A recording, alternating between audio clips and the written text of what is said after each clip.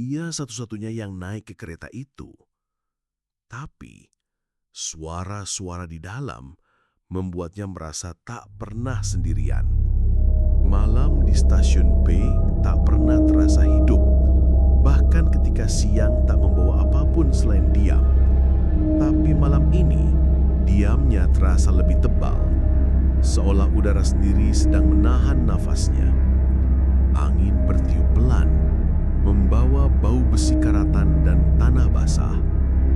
Lampu-lampu gantung di langit-langit peron bergoyang pelan, berderit, sesekali redup, seperti berjuang menolak padam. Jam tua di dinding stasiun telah berhenti berdetak pada pukul 11.58. Tidak ada petugas, tidak ada suara pengeras, tidak ada suara selain derit nyaring seekor cicak di balik tiang besi. Yuda berdiri sendiri di tepi peron. Tangannya gemetar kecil meski ia berusaha memasukkannya ke saku jas kusutnya. Hidungnya mencium jejak hujan lama bercampur oli dan debu. Kereta yang ia tunggu belum tiba. Atau seharusnya tidak ada kereta malam ini. Ia melirik ke papan digital keberangkatan, rusak seperti disengaja. Lalu suara itu datang, pelan, seret, dan tak menyentuh rel. Bukan suara kereta biasa, lebih seperti geraman panjang dari sesuatu yang tua dan lapar. Dari balik kabut yang menggulung turun, muncullah sebuah kereta berwarna hitam kelam. Kaca jendelanya buram, logamnya penuh bekas karat. Tapi bersih, terlalu bersih. Tanpa suara klakson, pintu terbuka perlahan di hadapannya. Yuda melangkah masuk. Kereta itu tidak kosong. Meski tak seorang pun bergerak, tak ada suara, tak ada sapaan. Hanya deretan wajah yang menunduk. Atau mungkin pura-pura tidur, ia tak yakin. Gerbong pertama terasa tua, bukan dalam arti usia, tapi seperti tempat yang sudah terlalu lama menyimpan rahasia. Langit-langit kereta penuh bercak air, beberapa bagian tembok menggembung, lampu-lampu berkedip dalam interval yang aneh, kadang cepat, kadang sangat lambat. Udara terasa hangat, tapi lembab, seperti ruangan yang tidak pernah dibuka selama bertahun-tahun. Yuda memilih duduk di kursi paling dekat jendela, tapi semua kaca buram seperti ditutupi kabut dari dalam. Ia mencoba menyegu jendelanya. Gagal. Ia menarik nafas dalam, mencoba menenangkan diri. Hanya perjalanan beberapa jam, katanya dalam hati. Tapi siapa yang ia bohongi? Tidak ada tujuan tertera di papan. Tidak ada konektor. Tidak ada petugas tiket. Dan kereta berjalan sendiri. Ia melirik penumpang di seberangnya. Seorang wanita tua berpakaian hitam duduk membisu, menggenggam sesuatu erat-erat.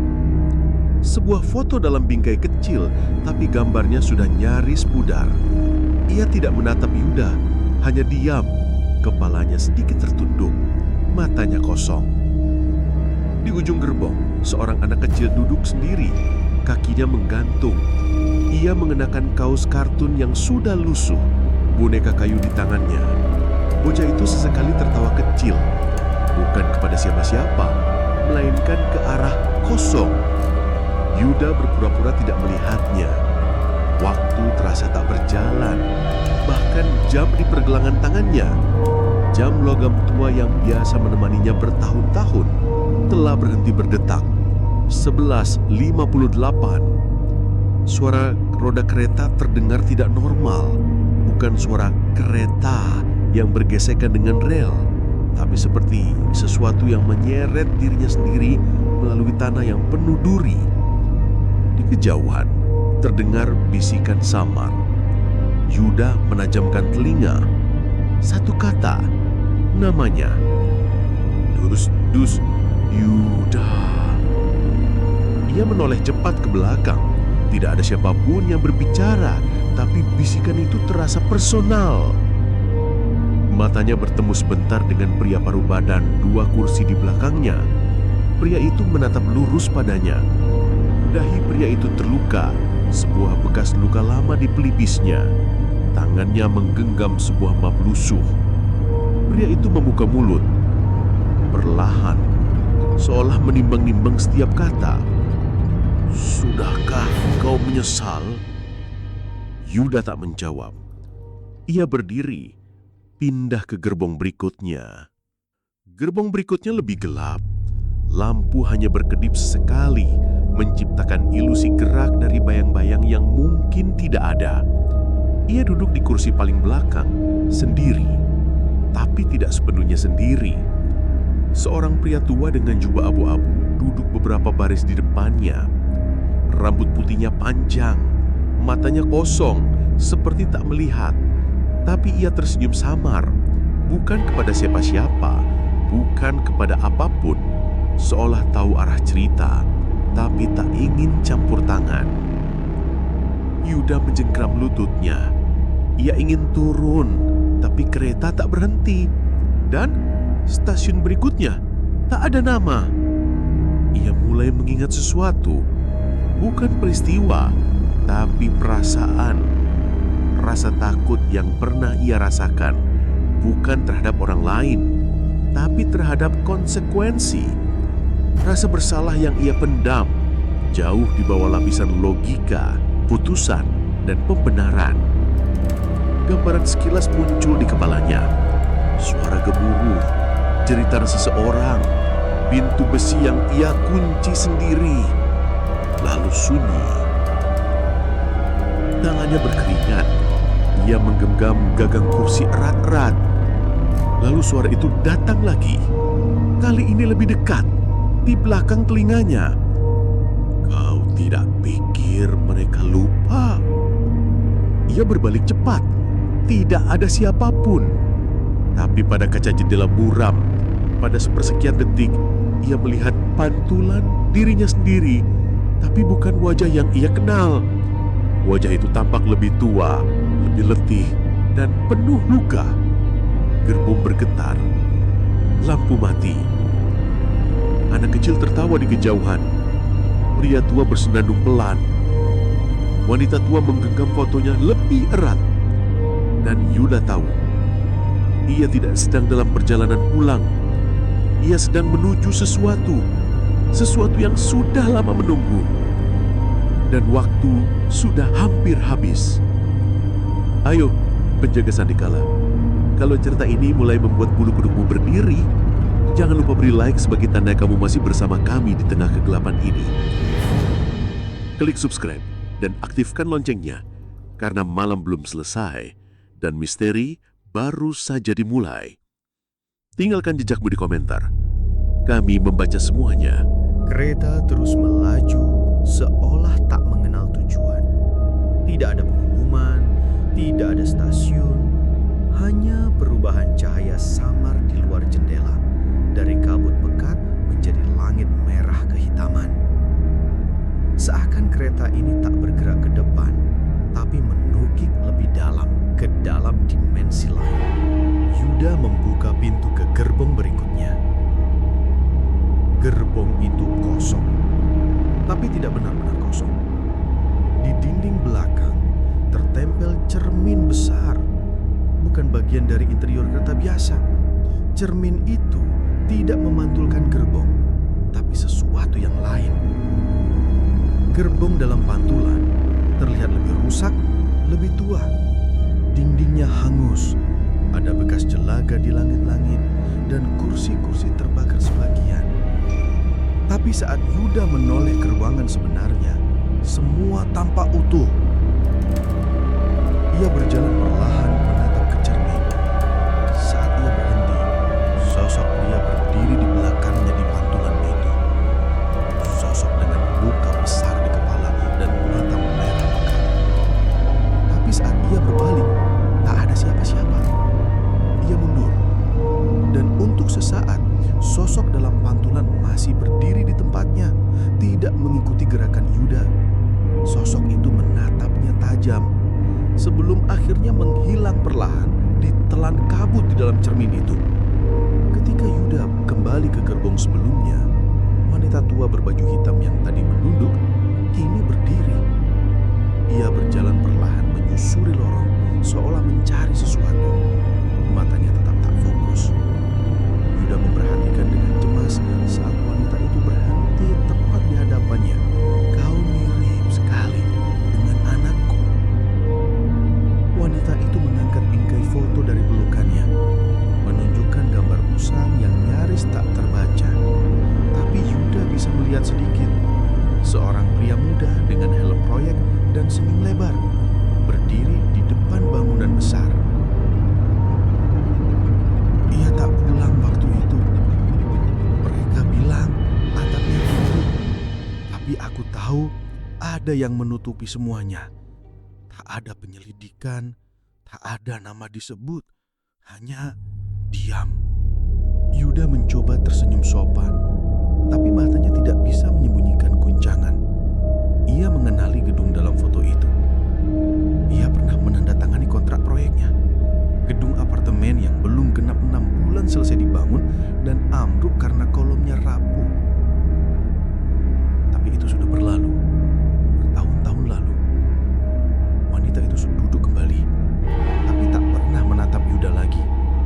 Beberapa gerbong kemudian, Yuda bertemu kembali dengan anak kecil bernama Adi.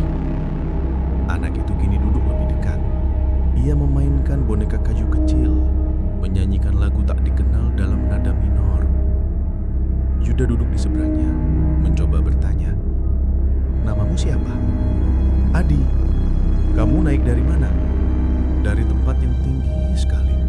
Lalu aku jatuh." Yuda diam. Anak itu menyering naik kecil. "Om Yuda bohong ya?" Yuda menegang. "Maksud kamu apa?" Adi hanya tertawa kecil, lalu menunjuk ke jendela. "Itu rumahku, tapi jendela masih kurang." Yuda menyangka kaca sekali lagi, dan kali ini kabutnya hilang. Di luar, ia melihat reruntuhan bangunan. Dinding roboh, tiang beton retak, bangku taman kosong dipenuhi lumut. Ia mengenali tempat itu, bekas proyek yang sama. Dan di sana berdiri seorang anak kecil, versi lain dari Adi, melambai ke arahnya dari luar kereta. Waktu kembali bergeser aneh. Tidak ada stasiun, tapi pintu kereta tiba-tiba terbuka otomatis dan seseorang naik. Yuda mengangkat kepala. Seorang wanita muda, rambutnya panjang berantakan, kamera menggantung di lehernya, retak. Matanya tajam, tapi ada luka menganga di sisi telinga kirinya. Ia mengenakan blus putih ternoda dan celana jeans kusut. Ia melihat Yuda dan tersenyum tipis, sinis. "Lama sekali Pak Yuda. Kukira Anda tidak suka bepergian sendirian." Yuda menelan ludah. Dia ingat wanita ini. Jurnalis, namanya Rani. Pernah datang menemuinya, membawa dokumen dan foto-foto dari lapangan. Tapi Yuda tidak mau bicara. Laporan itu tidak pernah terbit. Aku dulu berpikir kalau aku bisa selamat kalau tetap bicara. Tapi ternyata tidak semua yang tahu kebenaran diperbolehkan hidup. Rani duduk. Kamera retaknya menyala sesaat. Flash kecil menyala tanpa suara. Ia menatap Yuda dengan mata merah berair. "Kau masih ingat apa yang kukatakan padaku waktu aku pergi?" Yuda menyangkal. "Aku tidak." "Kau tidak akan bisa buktikan apapun. Semua datanya sudah dihapus, begitu katamu. Kau tidak tahu betapa benarnya ucapanmu itu. Karena sekarang aku pun sudah dihapus." Di gerbong berikutnya, Yuda mendengar suara lain, lebih berat. Pria tua dengan tongkat ukiran buku menghadap ke jendela.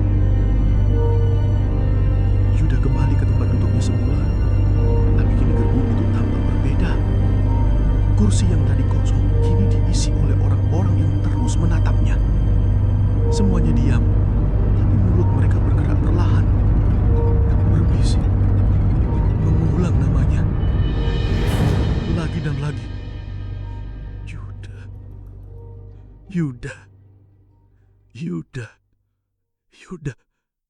Ia menutup ke telinga. Tapi suara itu tak berhenti. Malah masuk ke dalam pikirannya. Tiba-tiba lampu padam. Semuanya gelap. Dalam gelap, ia merasakan kursinya basah saat tangannya menyentuh itu darah. Lampu kembali menyala. Gerbong kosong lagi, tapi kursi tempat ia duduk penuh noda merah. Yuda berjalan kembali ke arah depan kereta, tapi lorongnya kini tak berujung. Gerbong yang sama berulang-ulang. Ia menghitung 5 kali, 10 kali, tetap gerbong itu sama penataannya, sama lukanya, sama bantulan kaca retak. Kereta ini bukan sedang menuju kemana-mana. Kereta ini adalah tempat itu sendiri. Dan ia mulai sadar. Setiap kali ia menyangkal, setiap kali ia mencoba lari, kereta mengulang. Ia dipaksa melihat semuanya lagi dan lagi, hingga ia mengaku. Di ujung lorong, terdengar suara speaker kereta berbunyi untuk pertama kalinya. Stasiun berikutnya, titik penebusan. Persiapkan keputusanmu. Suara itu bukan dari manusia. Nada logam seperti rekaman yang rusak dan berulang. Yuda menatap pantulan dirinya di kaca gerbong. Tapi kali ini, wajah itu tersenyum. Tapi bukan senyuman damai. Itu senyum penuh penghukuman. Ia terduduk, napasnya memburu. Dan dari kursi seberangnya, bocah kecil, Adi, berkata pelan, "Kalau Om Yuda tetap bohong, nanti Om ikut aku ya. Sudahkah kamu menebak siapa pelakunya? Atau mungkin kamu juga sedang dibohongi oleh cerita ini? Subscribe sekarang dan tetap waspada, karena teka-teki ini belum selesai." Waktu seharusnya berjalan, tapi kereta itu seperti tidak mengenal waktu. Tidak ada jam, tidak ada matahari. Hanya langit merah kehitaman di luar dan suara roda besi yang melaju entah kemana. Yuda duduk di gerbong paling depan, sendiri. Pintu menuju kabin masinis tertutup rapat, tanpa tanda bisa dibuka. Ia mencoba mengetuk, bahkan memukul. Tidak ada jawaban. Pengeras suara menyala lagi. "Perjalanan menuju stasiun terakhir. Penumpang harap bersiap." Kata terakhir membuat tubuh Yuda membeku. Ia menoleh ke jendela dan untuk pertama kalinya melihat sesuatu yang menyerupai stasiun. Tapi bukan stasiun biasa. Bangunan tua dengan arsitektur kolonial berdiri megah, tapi runtuh di banyak sisi. Plafonnya bolong, pilar-pilar miring, dan langit di atasnya tidak hitam, tapi berwarna seperti darah yang mengering. Nama stasiun tidak tertulis, hanya angka samar terguna di dinding, 0. Kereta melambat, dan di sanalah mereka semua menunggu. Pintu gerbong terbuka dengan sendirinya. Yuda berjalan keluar, tapi ia tidak sendirian. Setiap penumpang yang tadi duduk diam kini berdiri di peron, menghadap kepadanya, melingkar. Nenek Samida menggenggam bingkai foto erat-erat. Matanya masih kosong, tapi kali ini air mengalir dari sudutnya. Anak kecil, Adi, tersenyum, tapi ada darah menetes dari dahinya. Pak Darman, pria dengan luka di pelipis, berdiri tegak seperti di hari terakhirnya. Mulutnya terbuka, seolah ingin berkata, tapi tertahan. Rani, jurnalis, memegang kamera yang kini menyala dengan cahaya merah, seakan merekam semuanya. Dan Pak Eko, pria buta dengan tongkat kayu, berdiri di tengah lingkaran, menghadap ke Yuda. Meski matanya buta, ia menatap kepat ke arah Yuda. Sudah waktunya. Yuda mundur, nafasnya memburu. Tunggu, apa yang kalian mau dariku? Gak ada jawaban. Aku hanya menjalankan perintah. Aku bukan perencana. Aku hanya...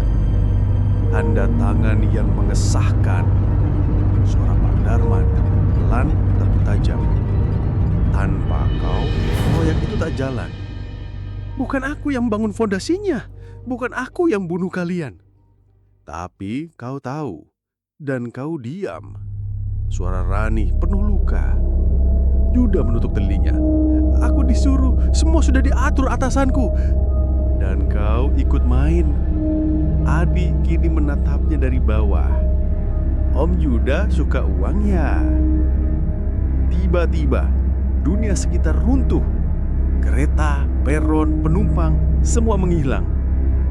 Yuda berdiri sendirian di ruang kosong yang penuh pantulan dirinya sendiri dari berbagai sudut. Tapi bukan dirinya saat ini, melainkan dirinya di masa lalu. Yuda menandatangani dokumen. Yuda duduk di ruang kantor membuang laporan pengawasan keselamatan. Yuda menerima amplop coklat dan menyeringit kecil. Yuda duduk di mobil sambil menonton berita runtuhnya apartemen, lalu mematikan televisi dan membuka botol anggur. Yuda melihat email dari Rani dan menandainya sebagai spam. Suara tumbang tindih menggema. Satu dokumen tak berarti jika kau tak menandatanganinya. Kami tak perlu kau bunuh kami. Diam sudah cukup. Selamat datang di keretamu sendiri. Cahaya berkedip. Pantulan-pantulan itu terbakar satu persatu, meleleh. Yuda jatuh berlutut.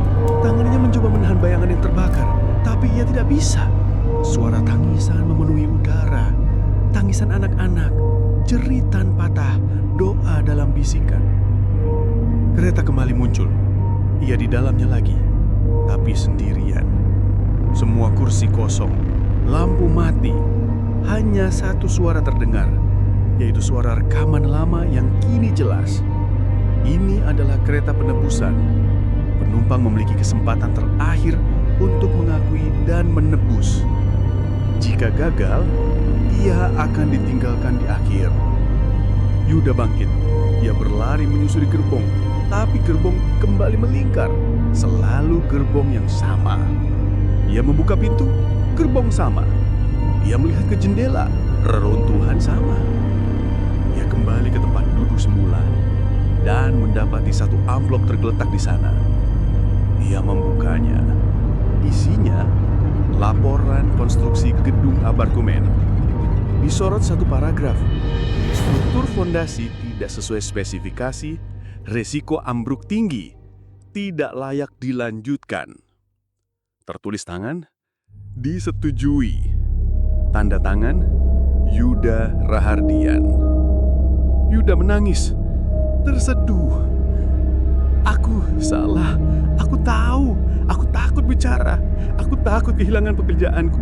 Aku pikir kalau semua diam, itu akan hilang dengan waktu. Tapi tidak hilang. Ia mendongak, tolong, biarkan aku menebus, biarkan aku memperbaiki. Pintu di ujung gerbong terbuka perlahan.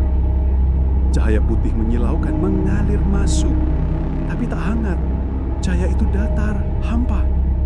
Suara terdengar. Terlambat. Penumpang kembali muncul satu persatu.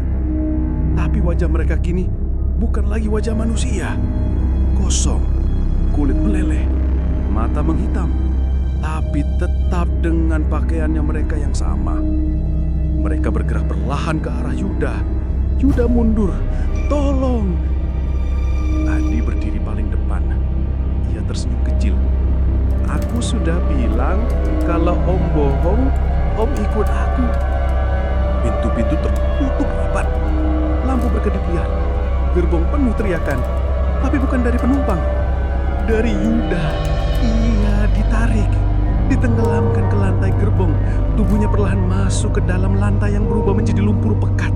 Tangannya mencoba mencakar-cakar kursi, tapi tidak bisa. Suara terakhir yang berdengar. Stasiun terakhir, penumpang dinyatakan tidak layak ditebus. Terkejut, Atau kamu sudah curiga sejak awal? Beri like kalau kamu kena jebakan cerita ini dan share ke temanmu, biar mereka juga terperangkan dalam misteri Sandikala. Tulis teorimu di komentar. Siapa tahu kamu yang paling jeli. Semua senyap. Tidak ada suara gerbong. Tidak ada derak roda. Tidak ada isak. Tidak ada jerit. Hanya senyap yang terlalu pekat, seperti suara yang dicekik sebelum sempat keluar. Yuda membuka matanya. Ia tidak lagi berada di kereta. Ia berdiri, atau tepatnya mengembang, di tengah ruangan putih tanpa ujung. Tidak ada langit, tidak ada lantai, tapi ia tidak jatuh. Ia mengenakan pakaian yang berbeda, bersih, putih. Tangannya bebas dari darah, tapi tak ada rasa lega. Justru kekosongan. Sebuah suara menggema dari segala arah. Banyak yang mati dan tetap tidak mengerti kenapa. Tapi kau diberi kesempatan. Yuda tidak tahu kepada siapa ia harus menjawab. Ia hanya berdiri di sana. Tubuhnya lelah, jiwanya terbakar. Kau menyaksikan reruntuhan. Kau menyaksikan air mata dan tetap memilih diam. Kau menandatangani kematian dengan pena yang tak pernah menetes darah, tapi lebih mematikan dari peluru. Kemudian, satu demi satu, wajah-wajah penumpang kereta muncul di sekelilingnya, seolah terbentuk dari kabut putih. Adi dengan boneka kayunya kini menangis. Rani memutar kembali rekaman suaranya sendiri. Berulang-ulang. Jangan diam. Jangan diam. Darman menatap dokumen yang dulu pernah ia coba laporkan, tapi gagal. Nenek Samidah menggenggam bingkai foto yang kini hancur jadi abu. Yuda berkata pelan, hampir tak terdengar. Kenapa kalian masih di sini?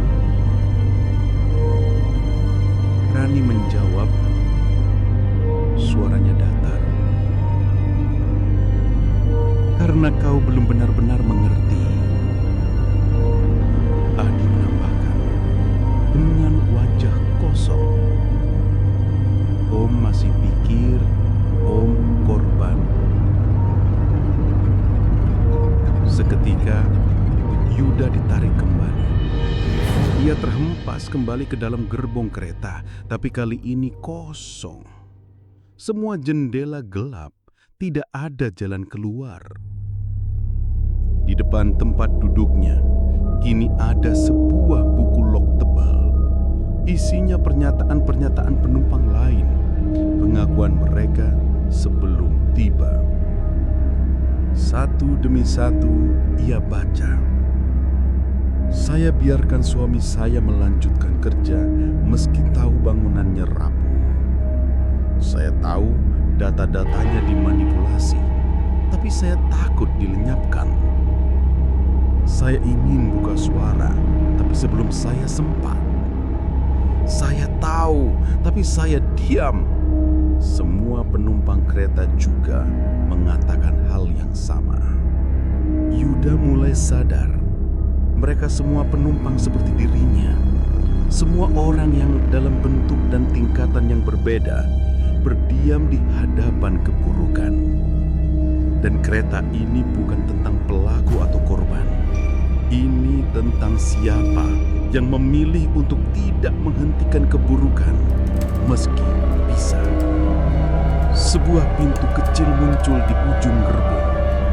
Di atasnya hanya ada satu kata. Sadar, Yuda melangkah mendekat. Sebelum ia menyentuh gagangnya, suara Pak Eko terdengar. Tenang, rendah, penuh beban. Kau tak bisa memperbaiki masa lalu, tapi kau bisa tidak menyangkalnya. Gerbong ini bukan untuk hukuman, tapi untuk pilihan. Yuda memejamkan mata. Aku salah. Aku tidak pantas campuni. Tapi aku tidak akan sembunyi lagi. Ia membuka pintu itu. Yang menyambutnya bukan neraka, bukan cahaya penyambutan, tapi kamar rumah sakit. Yuda terbaring di tempat tidur. Tangannya penuh luka. Selang infus di lengan. Monitor berdetak pelan. Di sebelahnya duduk seorang perawat muda. Menatapnya terkejut. Pak Yuda, Anda sadar? Sudah 3 hari sejak kecelakaan. Yuda tak menjawab. Tapi dalam benaknya, suara kereta masih terdengar. Seperti gema yang tertinggal. Sebuah bisikan dari ujung waktu. Belum terlambat. Selama kau masih bisa memilih. Malam itu di rumah sakit, Yuda mulai menulis surat. Kepada keluarga korban. Kepada media. Kepada polisi. Ia tidak tahu apakah dunia akan memaafkannya. Tapi untuk pertama kalinya, ia tidak diam. Cerita boleh selesai, tapi malam belum tentu berakhir. Kalau kamu merasa cerita ini berhasil menipu atau mengguncangkan hatimu, like dan share sebagai bentuk penghargaan, subscribe dan nyalakan loncengnya karena kita akan kembali dengan cerita yang lebih gelap, lebih misterius, dan lebih mengganggu. Komentarmu adalah cahaya dalam kegelapan ini. 1 minggu berlalu sejak Yuda sadar di rumah sakit. Ia kini berjalan dengan tongkat. Kakinya belum pulih sepenuhnya. Wajahnya penuh gurat luka. Tapi yang paling berubah bukan tubuhnya, melainkan sorot matanya. Ia seperti seseorang yang telah melihat sesuatu yang tidak seharusnya dilihat manusia. Yuda tidak berbicara banyak, tapi ia menulis. Surat terbuka untuk keluarga korban. Pengakuan ke polisi. Ia membongkar nama-nama petinggi, kontraktor, jagung dan lain-lain. Ia berikan semua, bahkan hal-hal yang tidak diminta. Media mulai menyebut. Ada yang menyebutnya pengecut yang telat sadar. Ada yang menyebutnya pemberani. Tapi Yuda tidak peduli. Ia hanya ingin satu hal. Tidak diam lagi. Pada malam ke-10 sejak sadar, Yuda terbangun dari tidurnya. Kamar rumah sakit sunyi. Lampu lorong mati. Ia mendengar suara roda besi. Suara itu tak datang dari luar, tapi dari dalam dinding. Seperti kereta berjalan di balik tembok. Lalu terdengar suara anak kecil tertawa. Yuda bangkit, walau kakinya masih gemetar. Ia membuka pintu kamar dan melangkah ke lorong yang kosong. Lampu berkedip. Suara gerbong terdengar lebih jelas. Ia mengikuti suara itu hingga ke ruang lift. Pintu lift terbuka tanpa menekan tombol. Di dalam tak ada apa-apa. Hanya selembar tiket kereta tergeletak di lantai lift. Ia menunduk dan membacanya. Tujuan Stasiun B. Penumpang Yuda R. Gerbong Pengulangan. Ia kembali ke kamarnya. Ia membuang tiket itu ke tong sampah. Tapi ketika ia membuka selimut tempat tidurnya, tiket itu ada di sana. Ia menatap kaca jendela. Pantulannya bukan kamar rumah sakit, tapi dalam kereta. Lampu berkedip merah. Penumpang diam. Dan dirinya duduk di kursi yang sama. Ia menjerit, memukul kaca. Tapi pantulan itu tak berubah. Besoknya, ia meminta dipindahkan ke ruang isolasi. Saya butuh tenang, katanya pada dokter. Di Ramalan Baru, tidak ada cermin. Tapi tetap, setiap malam ia mendengar suara rel besi, tawa bocah, suara pengeras. Stasiun berikutnya, penyesalan. Ia tidak bisa tidur, ia tidak bisa lari. Dan akhirnya, ia menerima. Beberapa bulan kemudian, Yuda ditemukan tak nyaman di ruang isolasi. Dokter mencatat penyebabnya gagal jantung mendadak. Tidak ada tanda-tanda kekerasan, tapi ekspresi wajahnya seperti seseorang yang sedang menyaksikan sesuatu di detik terakhir. Di tangannya tergenggam erat tiket. Polisi menyimpan tiket itu sebagai barang bukti.